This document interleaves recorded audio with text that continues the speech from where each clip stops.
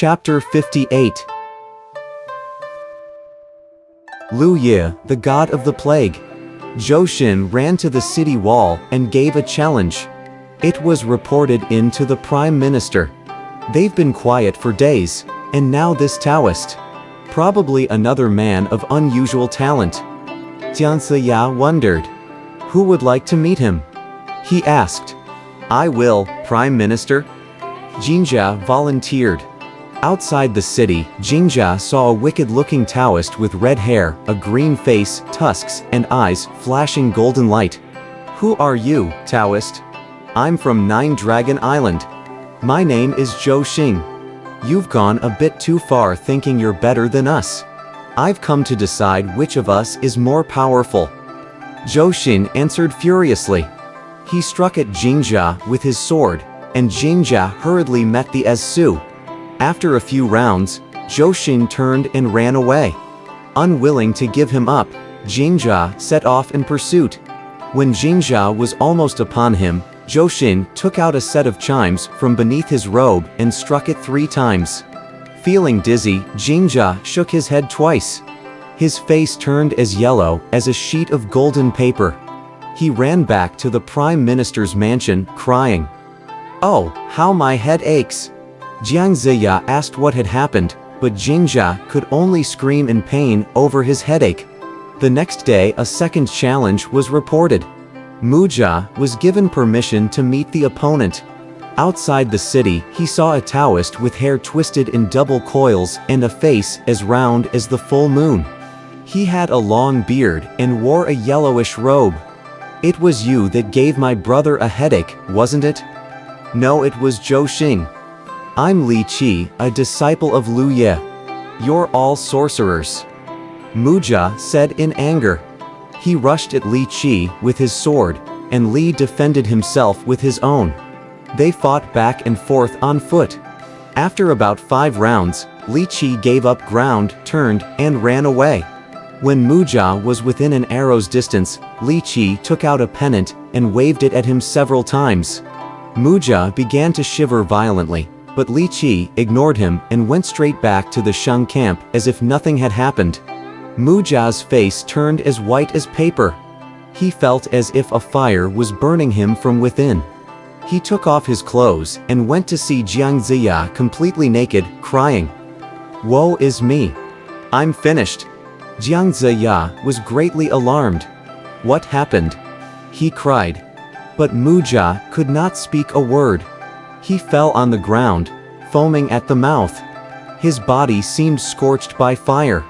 Jiang Ziya ordered that he be sent to the back camp. He then sent for an officer who had just returned from the battlefield and heard his story. He was perplexed. It must be witchcraft again. Who did you meet today? Lu Ye asked when Li Qi joyfully returned. I met Mujia and I defeated him.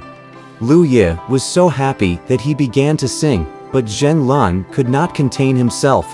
He asked, Master, though we've won the battles, we haven't taken anybody captive.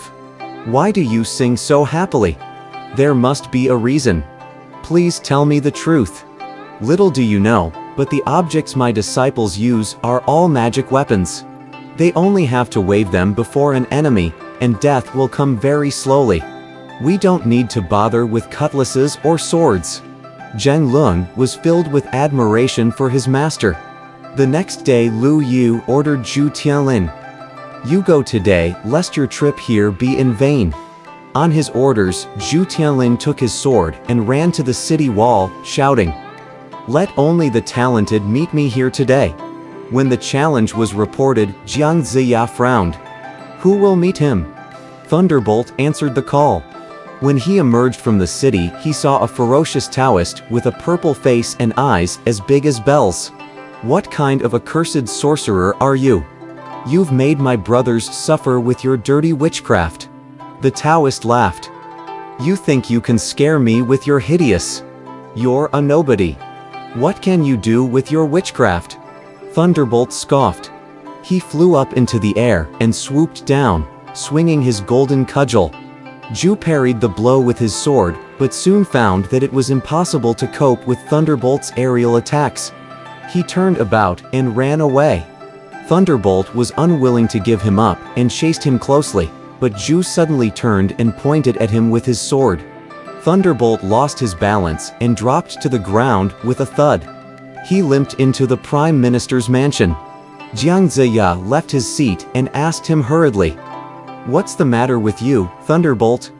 Thunderbolt did not answer, rocking his head unceasingly side to side, then falling to the ground unconscious. Jiang Ziya looked at him closely, but could not ascertain the reason. Greatly upset by this new development, he ordered that Thunderbolt be carried to the back hall. Lu Yu was delighted by their latest victory. He ordered Yang Wenhui to challenge West Qi the following day. Jiang Ziya was amazed at the report. A different Taoist every day. Something like the 10 death traps. Just then Dragon Beard Tiger came forward, asking for permission to meet the challenge. Beyond the city, Dragon Beard Tiger saw a purple-faced Taoist dressed in black. "Who's that coming?" he demanded. Surprised at his appearance, Yang Wenhui returned. "Tell me your name first. I'm one of Prime Minister Jian's disciples." Yang Wenhui flew into a rage and rushed at him with his sword, but Dragon Beard Tiger hurled volley after volley of rocks at him, forcing him to flee. As Dragon Beard Tiger pursued close behind, Yang took out a whip and waved it back and forth. Dragon Beard Tiger turned and hopped back to the Prime Minister's mansion, hurling stones at random as he went. Jiang Ziya ordered his generals to seize him, bind him up, and lay him on the ground. White foam gushed from his mouth, and he lay staring blankly in silence. Jiang Ziya was at a loss what to do. The Taoists were the 4 plague carriers. Zhou Xin spread plagues in the east using the headache chimes. Li Qi in the west used his hot temper pennant.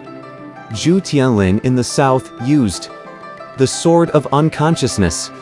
And Yang Wenhui in the north employed the plague-spreading whip. Back in his mansion, Jiang Ziya told Yang Jian, "My master told me that 36 expeditions would come to West Qi, and we've already expelled 30 of them. But now these Taoists are making my disciples suffer. I can't bear to hear their groans." He was cut short by a guard who reported that a Taoist with 3 eyes demands that you go and speak with him. We've engaged them 4 times, but each time with a different Taoist. How many are there altogether? If you go to meet him, you may find out. Nija and Yang Jian suggested. Jiang Ziya immediately ordered, "Prepare the army to march out of the city." The city gate was opened with a roar of cannons, and Jiang Ziya rode out accompanied by his disciples. The Taoist from the Sheng camp sat astride a camel under a yellow pennant.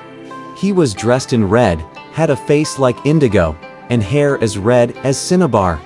The Taoist stared at them with his 3 eyes. "Is that Jiang Ziya?" "Yes, it is." Jiang Ziya replied. "On which prominent mountain do you live? Why have you come here to hurt my disciples? Can't you see that King Zhou is a cruel tyrant and West Qi is destined to power? This is the will of the people. As the old saying goes, he who follows the will of heaven lives, while he who acts contrary to it must die. Haven't you heard that the phoenix sings on Mount Qi, and numerous outstanding men have already joined our cause? You've studied the way for many years and must be well aware that the list of creations was approved by all 3 religions with no selfish considerations involved.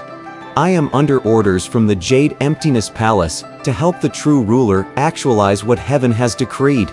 Brother, though you've won a few rounds, your luck can't last long. When the time is right, someone will appear and counter your sorcery. Don't create sorrow for yourself.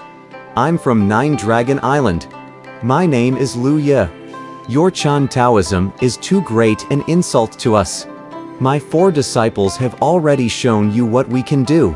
Today, I have the chance to meet you personally to decide who's the better man. Your death is near. It will soon be too late for regrets." Jiang Ziya laughed. "From what you've said, I can see you're just like Zhao Gongming from Mount Amei, or High Firmament, Jade Firmament, and Green Firmament from the Three Fairy Island. All have gone with the wind, and you, too, will soon follow their path. Lu Ye was furious. What ability do you have, Jiang Ziya, that you dare to speak so? He urged his camel forward and attacked Jiang Ziya with his sword. Jiang hurriedly met the attack with his own. Yang Jian galloped up to help. He hacked wildly at Lu Ye's head. Nijia also sped up on his wind-fire wheels. Huang Tianhua soon lost his patience. Though I was taken once, how can I regard myself as inferior to Yang Jian and Nijia? I must join in as well. He spurred his jade unicorn into the battle, and the four surrounded Lu Ye in fierce combat. Zhang Lun was so surprised to see Huang Tianhua that he nearly fell off his mount. Who would have thought that I captured them only for Su Hu to set them free? He's certainly made up his mind to go over. I'll put those two to death if ever I get them again. He charged at Huang Tianhua, who turned and met the assault with his two hammers. Afraid that Huang Tianhua was no match for him, Nijia cried.